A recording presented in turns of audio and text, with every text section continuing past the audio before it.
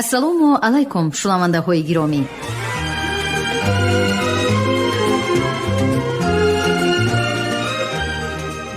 гуфторамонро аз силсилаи хониши адабӣ аз рӯи асари асосгузори сулҳу ваҳдати миллӣ, пешвои миллат, президенти ҷумҳурии тоҷикистон муҳтарам эмомалӣ раҳмон уфуқҳои истиқлол оғоз менамоем. гуфтори 15. ровӣ ализода абдурашид хуҷамқул.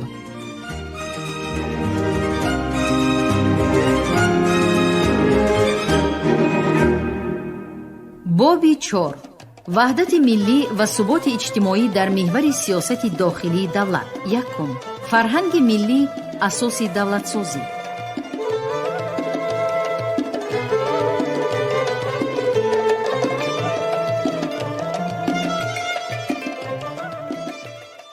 فرهنگ همچون ساحه‌ای سرنوشت‌ساز و تکیه‌گاهی با اعتماد معنوی جامعه نقش مهم بازیده، از روزهای اولی دولتداری بر رشد این سمت مهم و افضلیتناک دقت مخصوص داده، به تشکل و ترغیب ارزش‌های ملی و عمومی بشری، رشد معنویات، احیای آثار فرهنگ نیاگان، بالا بردن خودآگاهی و خودشناسی، تحکیم صنعت ملی و دیگر مسئله های علاقمند اعتباری جدی می دهیم. هنوز در سالهای اولی استقلالیت دولتی جمهوری تاجیکستان تأکید نموده بودیم که فقط ملتی که برای رشد و تکامل علم و معارف و فرهنگ غمخواری ظاهر می کند به دولتداری سزاوار است. در همین راستا ما رشدی با نظام فرهنگ و صنعت، احیای سنت و فرهنگ ملی، حفظ یادگاری های تاریخی و به جهانیان معرفی نمودن آن را سمت افضلیتناک دولتداری خود قرار دادیم. قابل ذکر است که در دوران استقلالیت دولتی با تلاش و کوشش ما مناسبت مردم به فرهنگ کلاً دیگرگون گردیده، مناسبتشان به تمامی چاره‌بینی‌های فرهنگی تماماً تغییر یافت. ما در این دوره سیمپوزیوم، کنفرانس و همایش‌های بین المللی، سنه‌های بزرگ تاریخی و فرهنگی بخشیده به فرزندان فرزانه ملت تاجیک را دایر کرده، با این راه انشاءات زمانوی را بنیاد کردیم، سنت‌های ملی را از نو احیا نمودیم، یادگاری‌های تاریخی و فرهنگی را با صفت خوب برقرار کردیم. در برابر این ترغیب فرهنگی پرغناوت ملی در کشورهای خارجی را وسیع براه مانده، توسط برگزاری چاره‌بینی‌های بین المللی، روزهای فرهنگی و سفرهای هنری مقام و منزلت فرهنگ ملی را بلند برداشتیم.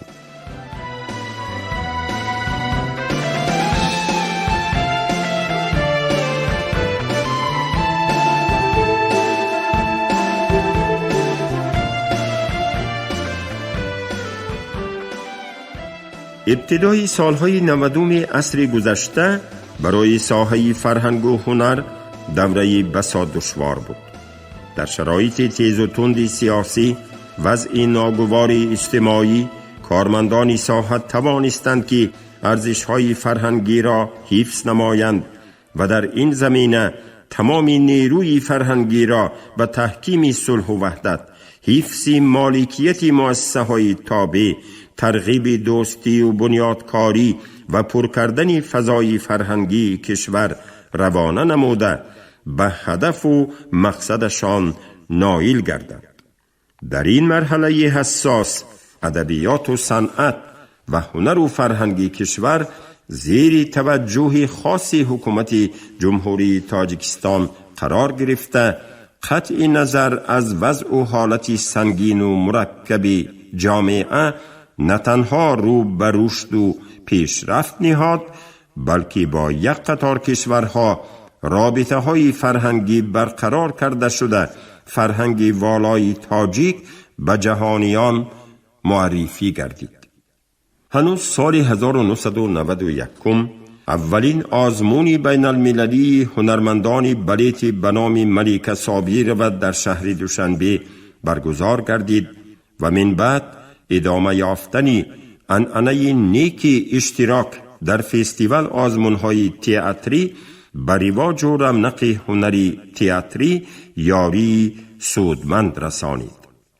در زمان استقلالیت دولتی ساحه فرهنگ همچون تجسمگر سیمای معنوی ملت، متحد سازنده نیروهای عقلانی و ذهنی، بیانگری تاریخ گذشته و معاصر، عنعنه، آداب و اخلاق حمیده و دیگر مقدسات ملی در جامعه مقام ارزنده کسب نمود. به شرافت صلح و آرامی، به خاطر فعالیت پرثمر مؤسسه‌های فرهنگی کشور و حل و فصل مجموع مشکلات موجوده ساحه، یک سلسله قانون و برنامه‌های دولتی را قبول نمودیم که به رشد و تکامل فرهنگی ملی تکان بزرگ بخشیدند. در نتیجه تدبیرهای پیوسته، سالهای آخر مبلغ گذاری ساحه به طور نظررس افزایش یافت.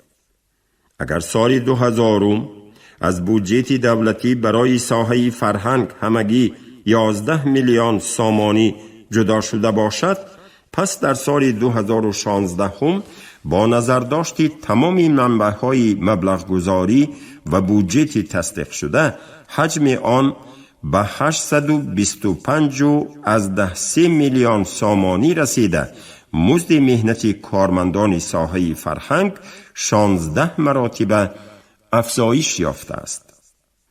عین زمان در جمهوری 2351 مؤسسه رشته صنعت و فرهنگ، از جمله 17 مؤسسه تئاتری کسبی، 6 مؤسسه کنسرتی، سیرک دولتی تاجیکستان، 95 مؤسسه تعلیمی ساحه فرهنگ و صنعت، از جمله 3 مکتب عالی، 6 کالج صنعت، فرهنگ، کوریوگرافی و رسامی، 2 مکتب اینترنت میانه مخصوص موسیقی و صنعت جمهوریوی، 84 مکتب بچگانه موسیقی، صنعت و رسامی، 1355 کتابخانه دولتی و عاموی فعالیت دارند.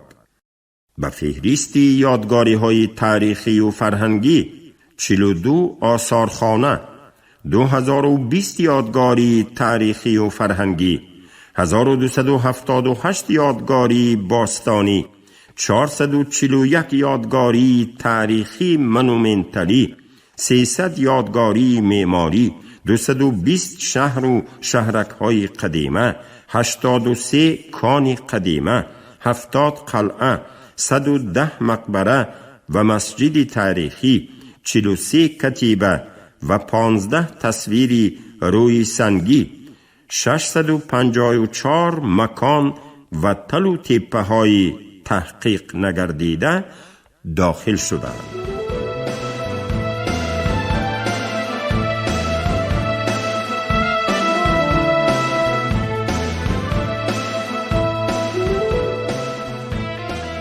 تنها در دوام 5 سال اخیر در تاجیکستان 16 بینای قصر فرهنگ، 5 آثارخانه، 13 کتابخانه بنیاد گردیده.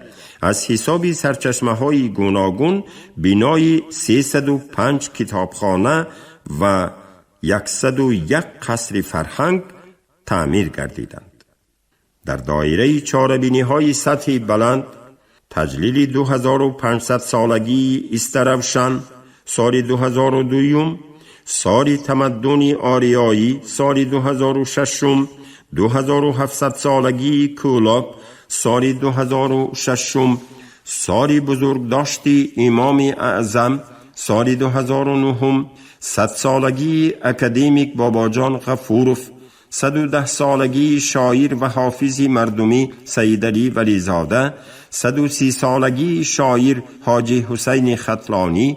اینچنین بروی خط جشنواره های یونسکو وارد نمودن و جشن گرفتن 1150 سالگی اساسگزار ادبیات کلاسیکی تاجیک و فارس ابو عبدالله رودکی و 100 سالگی قهرمان تاجیکستان میرزا ترسونزاده سال 2009، 100 سالگی آهنگساز زیادالله شهیدی سال 2014، 600 سالگی مولانا عبدالرحمن جامی سال 2014، 3000 سالگی حصار شادمان و 700 سالگی میرسید علی همدانی برای معرفی خلق تاجیک و احیای تاریخ گذشته نهایت ارزشمند دانسته شدند.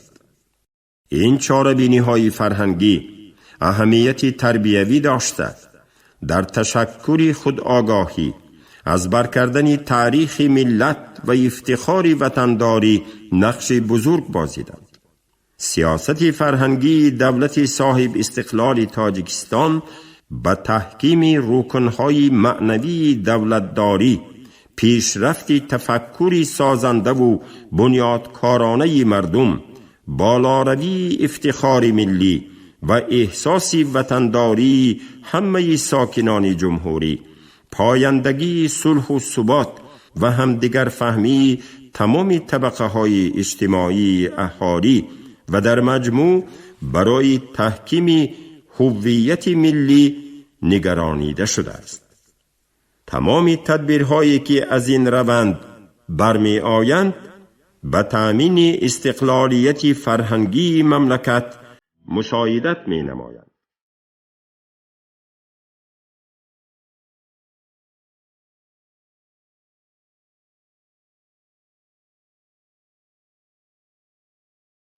ده ساله آخر برای اهل فرهنگ ما دوره خیلی پرمسئولیت به شمار رفته.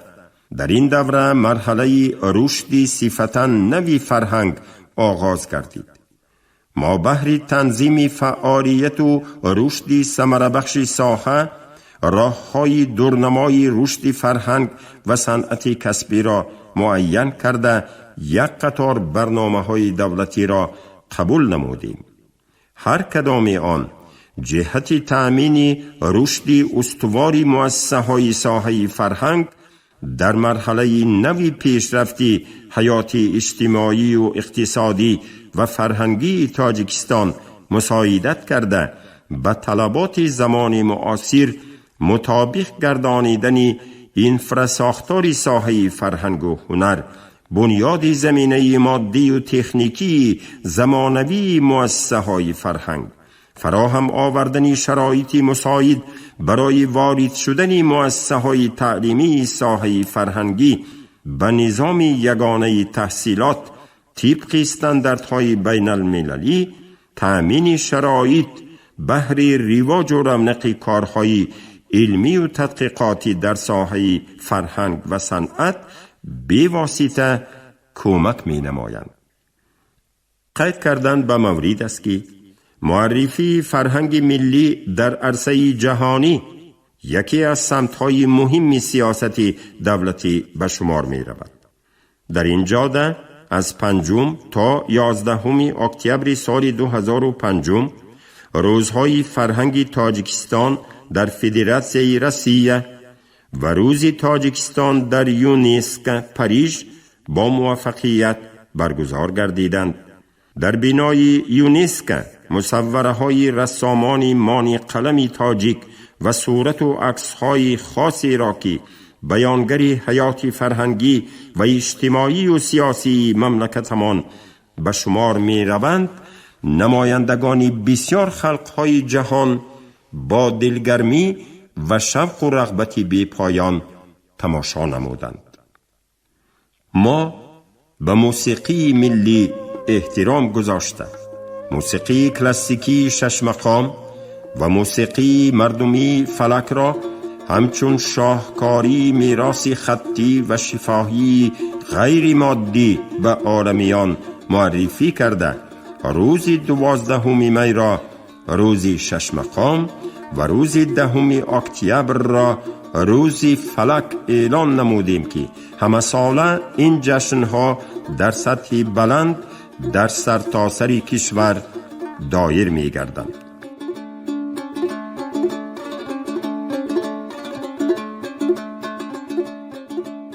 باعث افتخار است که با تشبث جمهوری تاجیکستان و یک قطار کشورهای دیگر سال 2010 طبق قطعنامه مخصوص سازمان ملل متحد جشن اجدادی ما نوروز مقام بین المللی را صاحب گشته.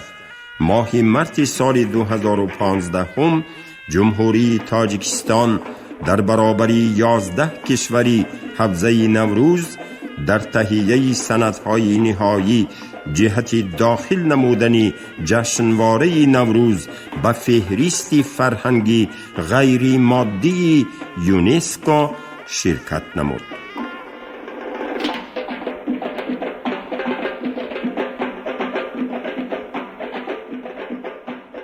در سنه 31 ایول سال 2010 با قرار جلسه 34 کمیته میراث عمومی جهانی یونسکو اولین یادگاری تاریخی تاجیکستان سرازم به فهرست میراث فرهنگی عمومی جهانی وارد کرده شد.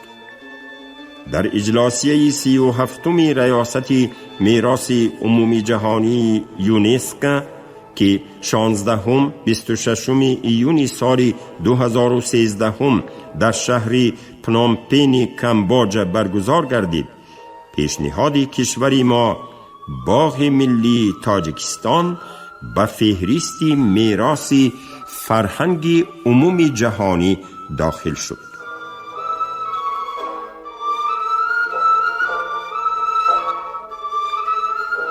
در دایره برنامه یونسکو دایر به نگهداری میراث فرهنگی، تاریخی، باستانشناسی و طبیعی بشریت برای داخل نمودن به فهرست میراث عمومی جهانی از جانب جمهوری تاجیکستان سال 2015 ممنوعگاه تاریخی و فرهنگی هولبوک پیشنهاد کرده شد. ما نقش و مقام آثارخانه ها را همچون نهادهای اجتماعی حفظ و نگهداشت و تحقیق و ترغیب ارزش‌های فرهنگی مهم شماریده قانون جمهوری تاجیکستان درباره آثارخانه ها و فاند آثارخانه ها را قبول نمودیم. محض در اساس قانون مذکور و با نظر داشتی تقاضای دوران صاحب استقلالی در یک مدتی کوتاه مؤسسه های دولتی آثارخانه، ممنوعگاه جمهوریوی دنقره، ممنوعگاه تاریخی و فرهنگی هولبوک، مجتمع جمهوریوی آثارخانه های کولاب، آثارخانه ملی باستانی تاجیکستان، آثارخانه جمهوریوی به نام اکادمیک باباجان غفوروف، آثارخانه تاریخ ولایت سوخت و دیگر آثارخانه های نو ساخته به استفاده داده شدند. سال 2011 در عرفه جشن 20 سالگی استقلالیت دولتی تاجیکستان با فرمان خود در نزد دستگاه اجرایی پرزیدنت جمهوری تاجیکستان آثارخانه ملی تاجیکستان و کتابخانه ملی تأسیس داد.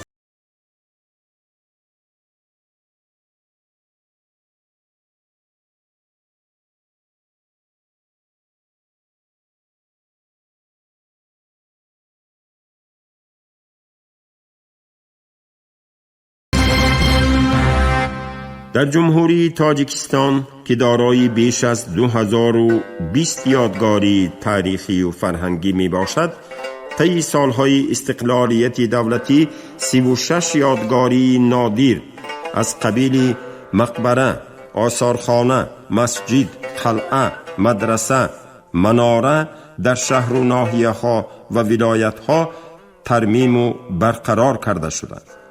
همزمان با مقصد حفظ و استفاده یادگاری‌های تاریخی و فرهنگی، ممنوعگاه تاریخی و فرهنگی هلبوک، آثارخانه ممنوعگاه جمهوریوی دنغره، مؤسسه دولتی مجمع جمهوریوی تاریخی و فرهنگی پنجرود را تأسیس دادیم.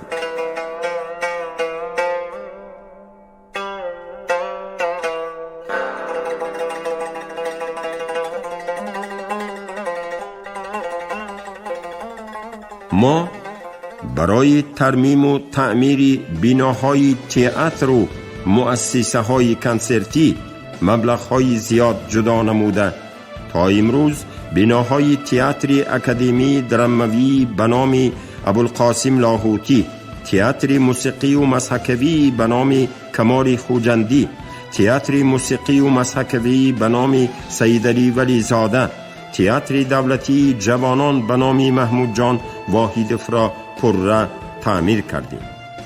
بنای تئاتر دولتی اکادمی اپرا و بالتی به نام صدرالدین عینی از حساب فاند ذخیروی پرزیدنت جمهوری تاجیکستان تعمیر کرده شده.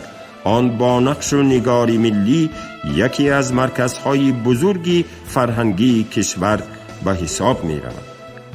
عین زمان تصمیم گرفتیم که ساختمان قصرهای فرهنگ را در ناحیه‌های نورآباد، شهر نو، شمس الدین شاهین و مومن آباد به انجام رسانیم.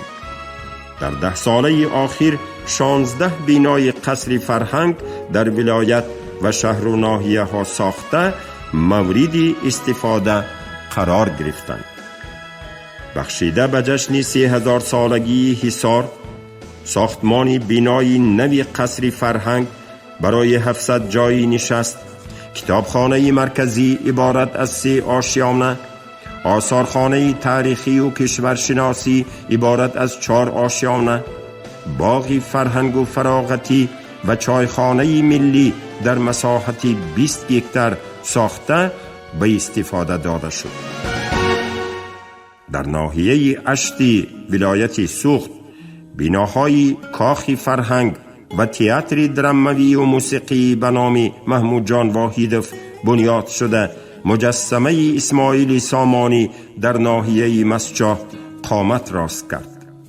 این همه بیانگری تدبیرهای هدفمند بهر ایجاد نظامی ارزش‌های استواری معنوی در جامعه می باشد. یکی از پدیده‌های نیک در ساحه رشد فرهنگ تأسیس کنسرواتوری ملی تاجیکستان، کالج خوریوگرافی، پژوهشگاه علمی و تحقیقاتی فرهنگ و اطلاعات، دانشکده دولتی صنعت تصویری و دیزاین تاجیکستان، به دانشکده دولتی فرهنگ و صنعت تاجیکستان به نام میرزا ترسونزاده تبدیل دادن دانشکده صنعت تاجیکستان، تعمیر و تجدید و مورد استفاده قرار گرفتن یگانه ساز ارغنون در کشورمان می باشند که هر کدام نشانه توجه و غمخواری بی واسطه دولت نسبت به رشد ساحه فرهنگ و پاس داشتن ارزش‌های فرهنگی به شمار می روند.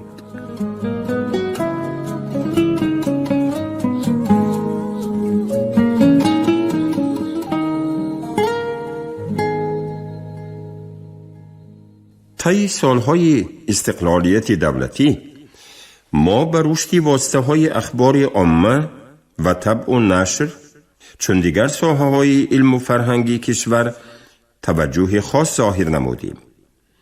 برای پیشرفت و فعالیت آزادانه واسطه‌های اخبار عامه پیش از همه زمینه‌های حقوقی فراهم آوردیم. امروز فعالیت واسطه‌های اخبار عامه توسط قانون‌های جمهوری تاجیکستان درباره مطبوعات و دیگر واسطه‌های اخبار عامه، درباره تلویزیون و رادیو شنوانی، درباره حقوق دسترسی به اطلاعات، درباره اطلاعاتانی، درباره حقوق مؤلف و حقوق‌های وابسته به آن درباره طبع و نشر به تنظیم درآورده می‌شوند. در زمینه مجموعه اسناد حقوقی، نظام واسطه‌های اخبار عامه، خصوصاً مطبوعات دوری که در زمان شوروی تیپ یگانه را تشکیل می‌داد، گوناگون شکل گردید. نظام مطبوعات تاجیک هم از جهت نوع نشریه ها، تعیینات آنها و تعداد روزنامه و مجله ها دیگرگون شد. برای مثال، اگر در سال 1991 در تاجیکستان همگی 191 عدد روزنامه و مجله انتشار می گردید، امروز نزدیک به 450 روزنامه و مجله به طبع می رسد که از این شماره 275 عددش جمعیتی و خصوصی می باشد. در سالهای اولی استقلالیت دولتی در کشور تنها یک اگنتی فعالیت می کرد.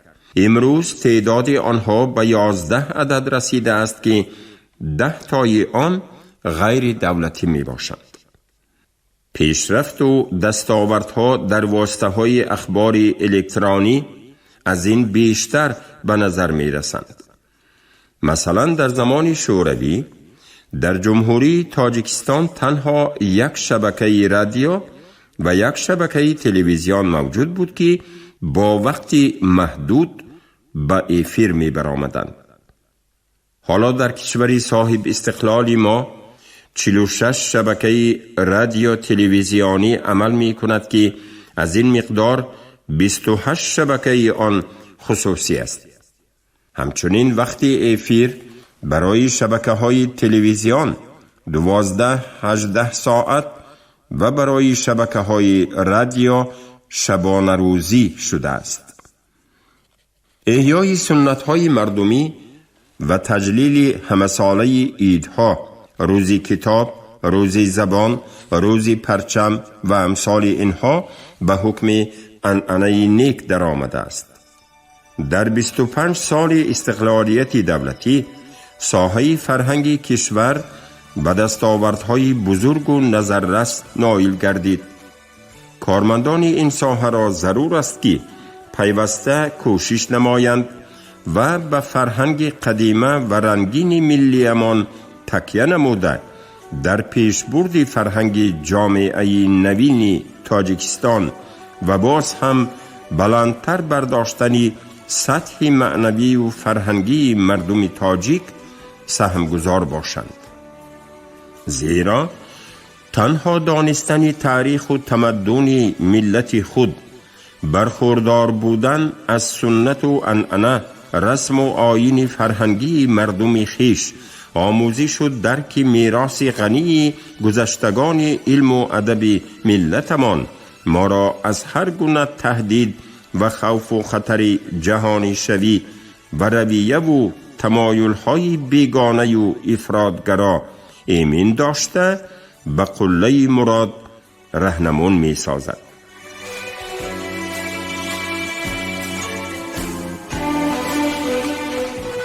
روندهای سیاست داخلی در جمهوری تاجیکستان شهادت از آن می دهند که برای تأمین رشد استوار و تحکیم ثبات سیاسی کشور، بالا بردن فرهنگ سیاسی جامعه و با این راه بیشتر نمودن ثمرناکی نظام سیاسی جمهوری تاجیکستان از مسئله های مهم دولت می باشند که به آنها دقت مخصوص می دهیم.